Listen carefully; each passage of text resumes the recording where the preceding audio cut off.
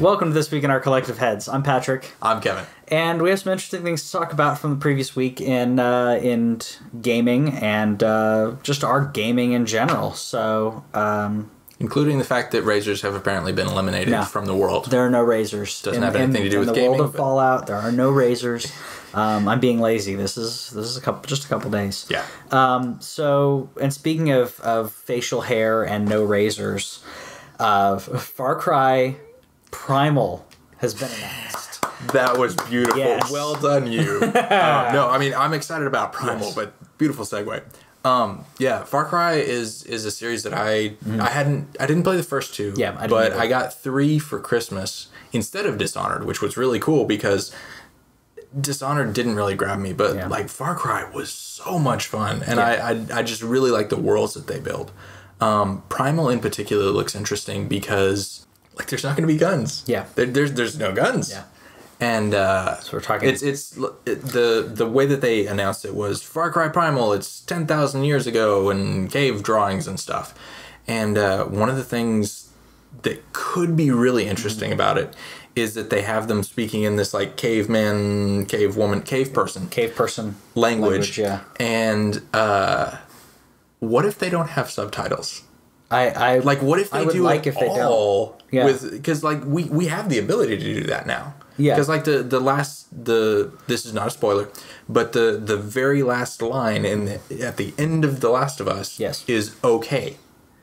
And the intonation and the facial expression, like there was enough there for us to discuss. Yeah.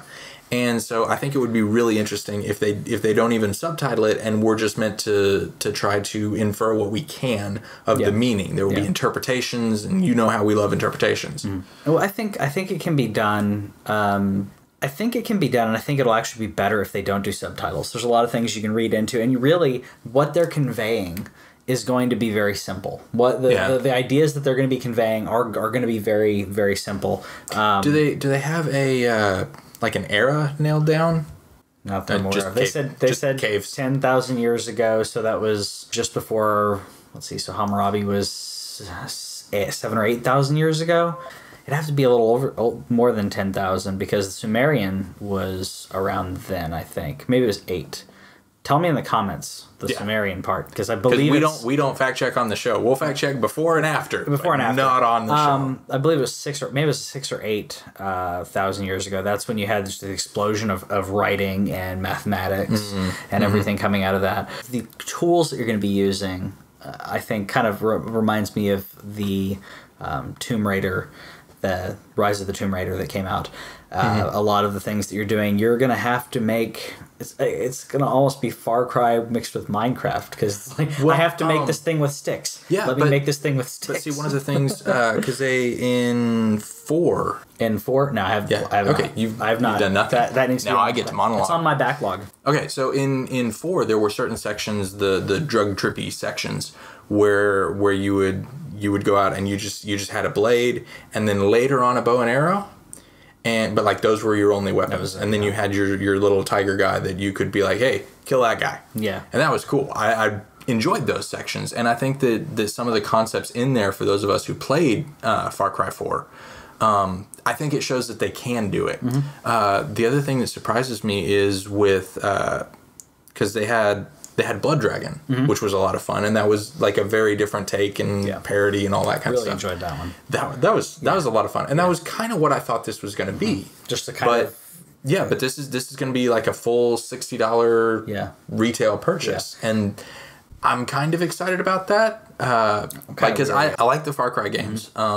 But I was anticipating like a shorter, brief thing, and it'll be interesting to see how that expands into the full world, because one of the things that allows Far Cry to be as big as it is the variety of activities. And as far as I know, there were many fewer activities in which to partake. There was eating, killing, and adult activities. You had harvest and gather. Harvest, that's what kind of makes me worried that it's going to be a full $60 game, and that it, because when I see $50-$60 price tag, I'm expecting a full-on game. I'm expecting a decent amount of story. I mean, probably rule of thumb for me, would be around $1 per hour. So if I can, if it's a 50 or 60 hours worth of gameplay that I'm going to throw into it, then that's worth it. That's not always the case, but Far Cry Blood Dragon, if that was a $60 game, I would have been upset. Yeah, because it was really enjoyable. Yes. Short, didn't overstay its welcome, but I mean, it couldn't have been more than 10 hours to beat it, take out everything. Yeah. And so it'll be interesting to see how that works and if they're able to pull it off. Yeah. Yeah. And speaking of stories in games, because that's what I like about games. Games can tell you, it's very similar to books. You can spend hours and hours and hours as opposed to an hour and a half for a movie. Some games are now just deciding we're not going to have a campaign, like Star Wars Battlefront is not going to have a campaign. You may hear a snidbit here and there of a battle or whatever, but you're not going to actually get like a story of why you're there. It's just there's you're Battle just a soldier and you're fighting. And the beta for that was is still going on, which I didn't get in on. Nor did I. I was late in that. I was actually late in the Dark Souls one. I'm hoping I can get into Dark Souls 3. Well, they're just a brief aside. They're sending out the letting people know who was in the beta on the 13th and 14th. So by the time you see this, we will probably know and we'll have posted whether one or both of us got into that. Yeah. So hopefully we'll be able to do that, and we'll be streaming it for you if that's a thing that we can do. If they let us. Well, they did for the beta for Dark Souls 2 was streamed. So I think they'll probably let us. I think they'll be okay with it. It's free marketing. Yeah. With Battlefront, this is the first time, in my opinion, that I can remember, where a game was out, the beta was out, they were stress testing everything, and I know this has happened in the past, but not like this. Everyone that I know, everywhere that I've gone on YouTube and Twitch, people are playing Battlefront, and everyone. I think there were almost as many people playing that as there were playing Hearthstone this past weekend. That's kind of amazing. That is amazing. Tons of people. So almost everybody just decided. Well, I guess we have the access to be able to stream so easily now that people just said, you know what, I'm streaming this. Yeah. And I've seen some really cool stuff out of there. There's a clip, which I'll have to link in here. There's a clip of Luke Skywalker being crushed by an AT-AT's foot. There's some really cool stuff in the game. It does have local co-op, so that that's nice. That's a nice incentive in there, but no campaign. I'm hoping that we're going to get a Star Wars game with actual story coming up. Based on the timeline, because the people that were working on Uncharted, like that crew, like a lot of the head like the lead artist, the lead campaign director, and then Amy Hennig in story, like they all left at the same time, and that was 2.5 years ago. Yeah. So and she was immediately snapped up and pinned for a Star Wars game. So I've got to think. My prediction is that will be coming out next fall, and that they just don't want to step on any of the Star Wars stuff that's happening right now. So my two-part prediction is that they will announce that at E3, and then it will come out holiday 2016.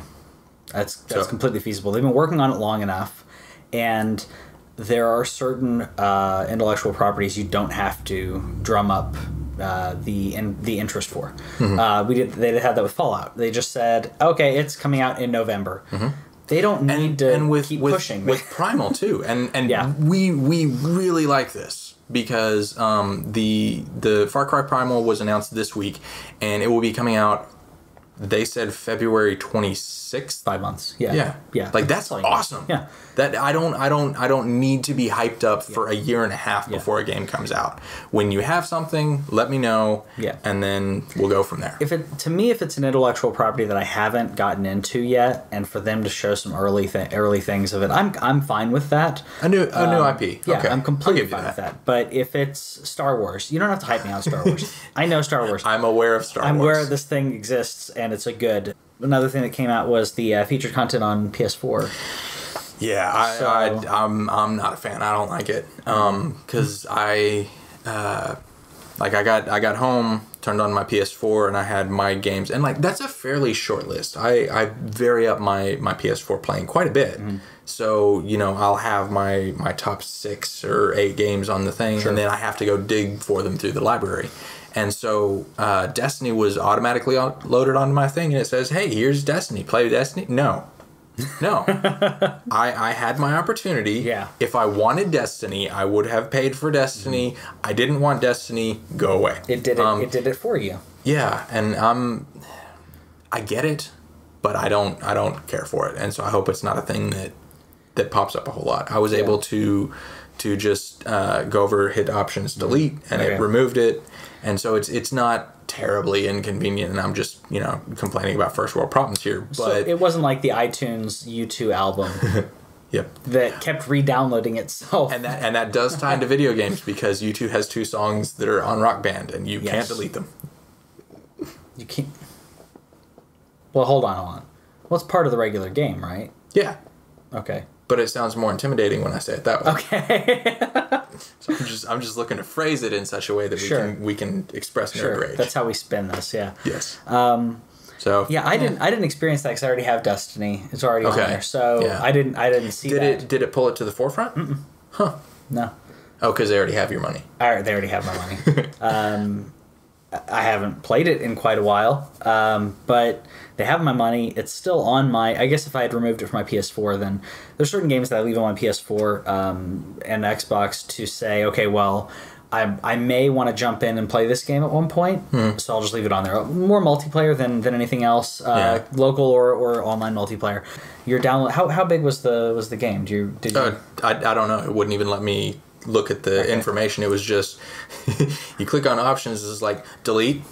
We know if you're here that all you really want to do is get rid of this. I was just saying, if you go into system management in the application, you can look and see how big everything is. Yeah. If you do it that way. I might check that out later. If you have it on your system and you're able to find out how big it is, let us know. Because I think mine's like 35 or 40 gig. Yeah, and there are still people that have like data caps, and this was something they didn't announce. They just quietly pushed this out. And so if you have a situation where you have a data cap on your home internet plan, that could take out a significant chunk without them letting you know. And I'm not a fan. I am a fan of price cuts. Yes, and you called it. Yes, episode 3. Episode 3. You can go back. Listen, about 22-ish minutes in, I said this was going to happen, and I said it was going to happen soon. Yep. So yeah, the PS4 has been price cut down to $350. Yep.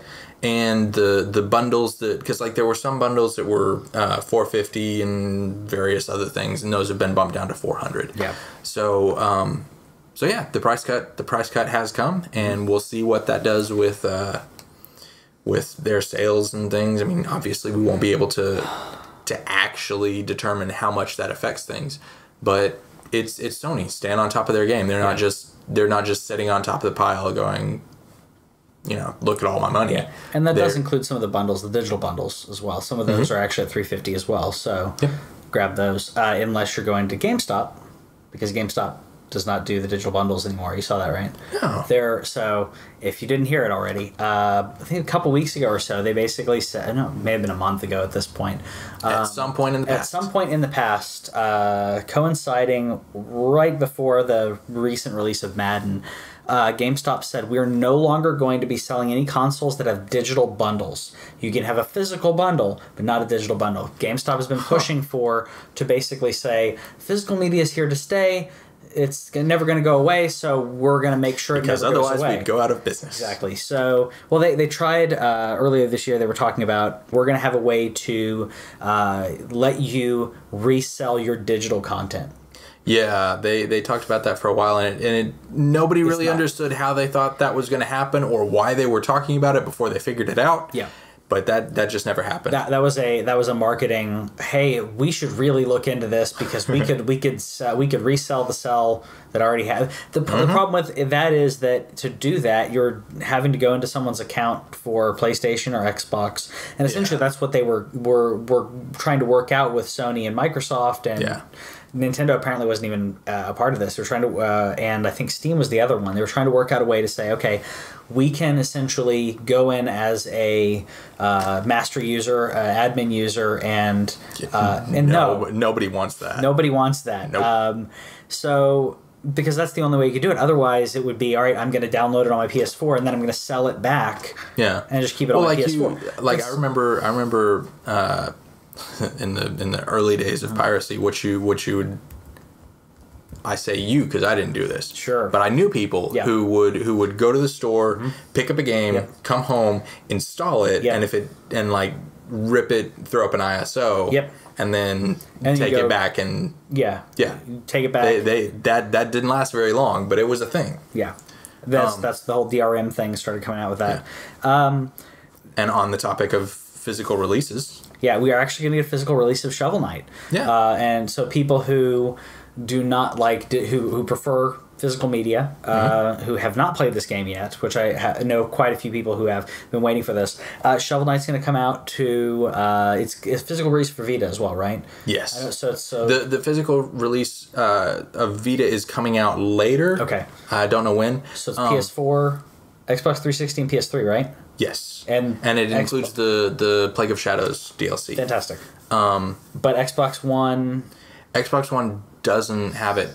Another interesting thing about this is that physical retail release will be. They had originally planned it for just the same price as the original one, but they're actually bumping it up in price so that GameStop will put it in a more prominent place because they don't put the cheaper games in a certain place unless you're Minecraft. Yeah. Unless you're Minecraft, and then you get your own little section. Yeah. And so they said, we don't really like this, but we talked to GameStop, and they said, okay, well, if you want to have your game not shoved into a corner somewhere, then it's going to need to be more. And they're like, we're sorry, but this is the only way that people are going to see it. 20, I could see. 15, I think, is more reasonable for Shovel Knight. And I liked Shovel Knight. I think... Was it 15 originally? I think it was originally 15. Yeah. And I think that makes sense. So bumping it up by $10. By $10. A significant percentage. Yeah. And it's coming out to Wii U. I didn't realize that. And 3DS. That's cool. Very cool. Shovel Knight released first on Nintendo because people who like Nintendo games would like this one. And that is absolutely the case because... That's true. Yeah, that's true. But the original release was on Nintendo because... Nintendo. Yeah, I didn't realize that. But and then later it came out to other places, and so yeah. One so another thing that's going on right now. So right now, if you see this, Tales of Borderlands Episode 1 is free, and will be for the foreseeable future. And I think that's what they're going to do now. Whenever they're getting, because they did that with Walking Dead Season 2. Yeah. They did that with Wolf Among Us, and now this one. And so the episodic content is that is Telltale's that's their thing. And so for those who want to check it out, maybe get caught up before the final episode. Yeah. And episode 4 tends to end on kind of a cliffhanger, plot twist, whatever. Yeah. And they've gotten really good at developing stories that deserve to be talked about. And I really appreciate that. Yeah. So if Tales from the Borderlands, if that's a world you enjoy, if that's a sense of humor you enjoy, because the Tales from the Borderlands stuff is really funny. It really is. And so you have that free, and then so 2 days from when this airs on Xbox, you'll be able to download The Walking Dead on your Xbox and Xbox 360 and Xbox One. So Walking Dead? Yeah, Walking Dead Season 1.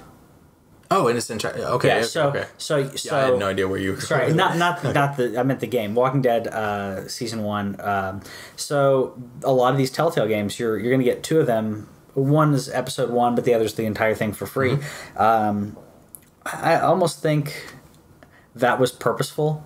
That they timed The Walking Dead release with this going on to try to get people to even more people to check out this content. Could be, because it's great. It is a very different way of gaming. Heavy Rain is similar to this in my opinion, and Until Dawn. It blurs the line where you are playing a game, you're making choices in a story, right? But it's more about the story than it is about the gameplay. And your character, you are observing. You are the spectator as well as the participant, and yes. it's a really interesting thing because they'll have and I really like this is that they'll give you the options that they give you are not necessarily verbatim what your character is going to say. Yeah. So like in the first one, you could say, "Hey, don't talk about her like that," and Lee would go, if you keep talking about her like that, I'm gonna kick your ass." And it was like, okay, that was a little more harsh than what I meant, but it still followed the same thing. So even with your dialogue choices, there is a sense of watching the story, and in an interactive way, and it like you said, it blurs the line. And Mass Effect was the one. Yeah, Mass Effect that was the first game where I was given choices that were not similar to that, where I wasn't clicking through verbatim choices, and my choices in my dialogue actually affected everything. That was the first time that I played a game that did that so well. And we're also going to get that with the new Fallout game, because their dialogue trees are going to be more similar to the BioWare ones and to Telltale. Which is really going to let you play your character how you want, not just in your actions, but how you talk about things and what matters to your character, which I'm really going to like. Yeah. Yeah. And speaking of like big games where you get to do things that you want, so Cyberpunk we're on a roll with these segues. Lots of segues. Cyberpunk 2077 is coming out. Yes. I don't know much about this game, but I did see the highlight of it. Well, they announced it that they were going to start working on it after Witcher 3, and this is the same company that did Witcher 3. Apparently they are now going dark, and they're just not going to talk about it until they're basically ready to release it. Yeah. And this is a trend I can get on board with, because we all dealt with, the fiasco that was Watch Dogs, where it showed up at 3 E3s before the game even came out. A lot of us were tired of it, and it just didn't do well. And that's the thing. Just let us know when a thing is going to come out, and you don't have to hype me on it. Yeah. Right now, when people talk about The Last Guardian, a lot of people have the reaction of just completely not even caring about it, because they've heard about it so much for 7 or 8 years now. Yeah.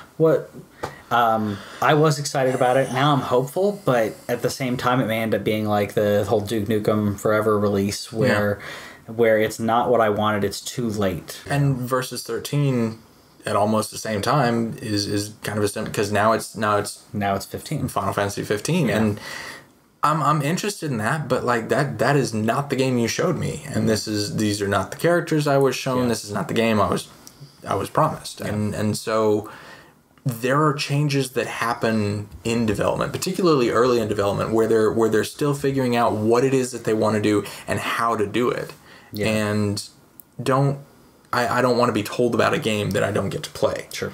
The Fallout head guy.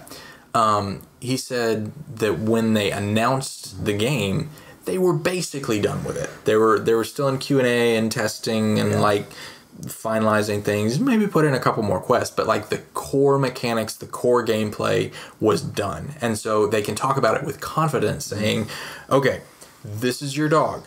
These are your companions. This is how weapons work. This is what you're going to be able to build. And they have all that stuff up, running, available, tested. As opposed to, look at all the cool things you're going to be able to do, and then you don't actually get to do those because they didn't finish it, so they promised you something you didn't get. Yeah. Yeah. And so props to them. Yeah. And because CD Projekt Red is doing the right thing by backing off and saying, hey, here's the thing. It's going to be massive. It's going to be really interesting. Here's a CGI trailer that maybe kind of looks like what we're going for.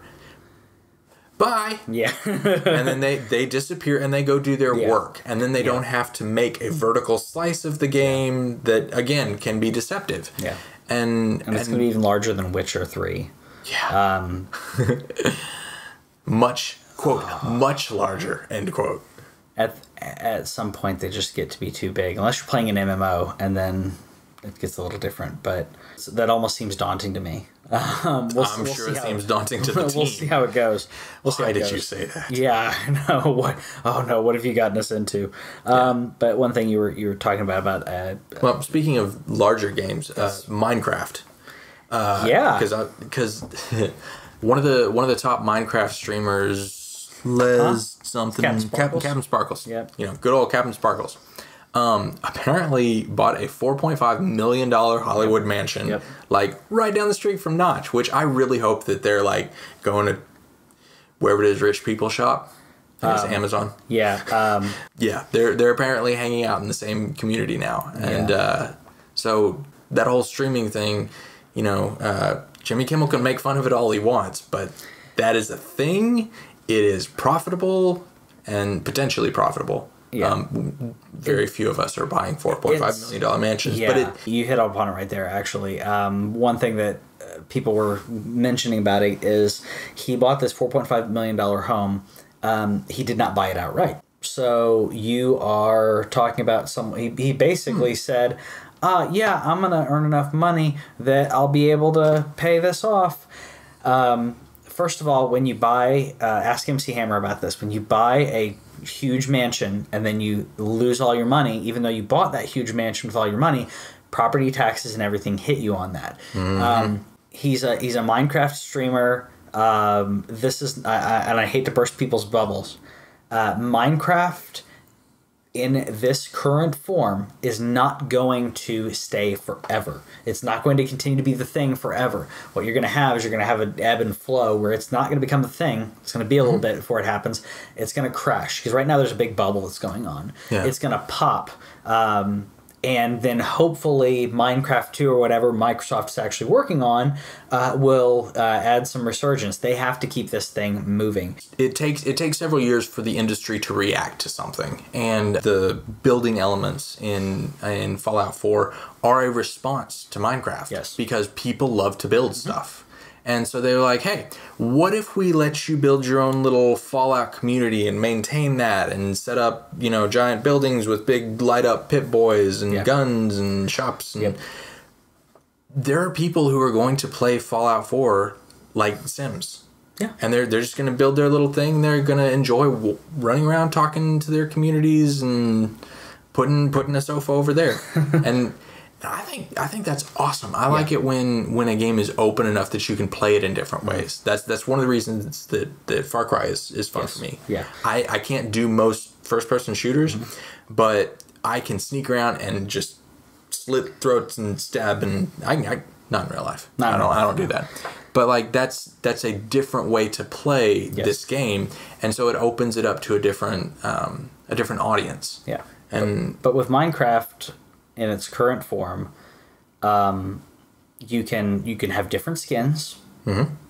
You can dig and you can build things, and unless you're going for something huge, like someone made Pokemon Red in Minecraft, so you can play Pokemon Red. The functioning, a functioning Game Boy playing, So unless you're going something like that, making there's not a whole lot to do with it. It's very big for a younger community, and I still like playing it every now and then.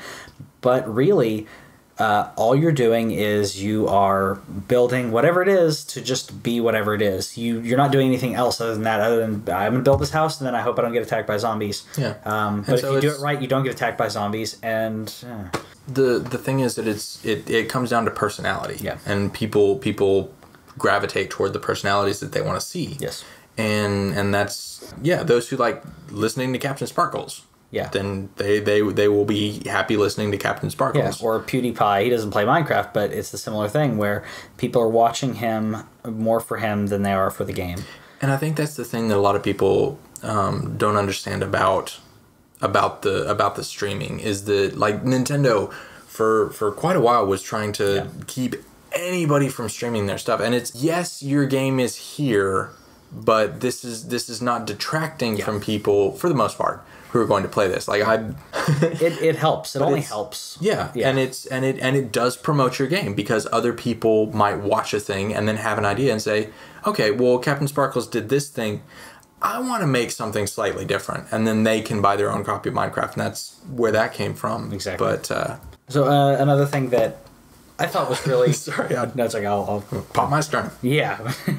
Another thing that I found really interesting. You sent me the link of Phil Spencer talking about the plans for Xbox. Yes, and there's a couple of sections of that article I want to read. I thought it was a very mature way of phrasing this. It was not attacking. It was not. Nor was it even being defensive. Look who's better than. Yeah, it wasn't defensive. It wasn't aggressive. It was very much. It just sounded like he just sounds like one of us. He's just someone else who enjoys games. Okay, so one of the quotes from Phil Spencer is, "I started off making statements like, 'We want to win,' but I quickly realized you can only control what you can control," Spencer said. Sony's having great success with PlayStation 4, and they've earned that. But for me, as a leader of my team and as somebody who is interacting with the Xbox community, it was much more beneficial, and I could have had more impact by focusing on the product we had. And then when asked if the Xbox One will ever beat PlayStation 4, he said, I don't know. The length of the generation, Sony has a huge lead and they have a good product. I love the content, the games lineup that we have. When he was talking about backwards compatibility, he's talking about we're doing our thing and we want to reach out and to the community, to the users that we have, and focus on them, make them happy, and not necessarily trying to get a win. Mm-hmm. They didn't think that they would be able to do backwards compatibility, but they got it done. Yeah. He says that regaining the trust and mindshare with the customer and the gamer is incredibly difficult, end quote. I really like that, because there is a sense of competition, and competition is healthy. Yes, it is. For everyone involved. Yeah. Because when they're pushing themselves to be better, to do more than their opponent, then that's a really helpful thing. And they can look, and Sony and Microsoft will echo off each other and pick up ideas from the other that they like. But I really like his focus of, okay, Sony has this huge lead. I don't want to answer questions about me versus Sony. Will we pick up? And I think that this was his way of kind of diffusing that. Yeah. And I'm sure that internally there's still, okay, what do we need to do next? Yeah. But to have the outward genial facing that they do, and it's also really neat. I don't know if you've seen a whole lot of this, but like Phil Spencer and Major Nelson and Shuhei Yoshida have just really opened up to the idea of saying, hey, good job, guys. We applaud you, and on Twitter you can all the time see them going back and forth and just saying, hey, well done. Yeah. And I really appreciate that, because that kind of positivity is so lacking on the internet. And so to have these big names come forward and make these announcements, make these statements, I just really appreciate it. Yeah, I do too. It shows that it is competition. It's healthy competition, but they're not being fanboys. They're not bad-mouthing each other, which is really great. And he's a fan of Xbox. Yeah. Cool. Good. Because if he wasn't, that would be a much bigger problem. Yeah. So those kind of some of the things that happened this week. Tell us, did we miss anything that you wanted to see? Is there a story that we didn't catch? Let us know and tell us. Are you a fanboy or a fangirl or a fan person of whatever gender? Yeah. Let us know. Or a fan cat. Or if you don't like the fanboying, 'cause I don't. There is a system out there for you. Somebody asked me, they're like, well, if I was going to buy a system, do you think I should get a PlayStation or an Xbox? Well, I know this guy pretty well. Yeah. And I was like, actually, I would recommend a Wii U. For him, because his gaming preferences is more of the retro, nostalgic, whatever. Yeah. And the titles that are coming there, whatever you buy there, if it's a Nintendo game, you're getting quality, and you're not going to have to wait for a patch to fix a thing. Yeah. And so, I mean, there is a new system there's a system out there for everybody. I feel, and I like them playing to their own strengths. There's not a right answer, but tell us what your answer is. Yes. And we'll talk to you guys later. Have a good one. Have a good week.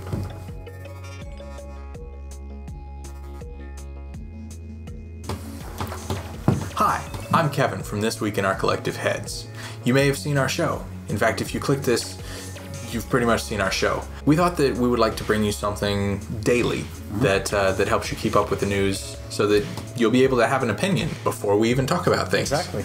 So on our Twitter and our Facebook, we're going to have links to just kind of a little headline that details the interesting thing about the story, and then a link to the story itself, telling about different things that are happening. Those will go up at 5 or 6 Eastern time, and so just keep an eye out for those. Yep, they'll also be on our website, tweetch.com, so they'll also be embedded there. So you'll get it wherever you'd like. If you aren't getting enough Tweetch here, you can get Tweetch there. Yes. So there, here, somewhere. Ooh, get it here at the URL. Ooh, right there. Cool. All right, so I just wanted to let you know about that, and have a good week.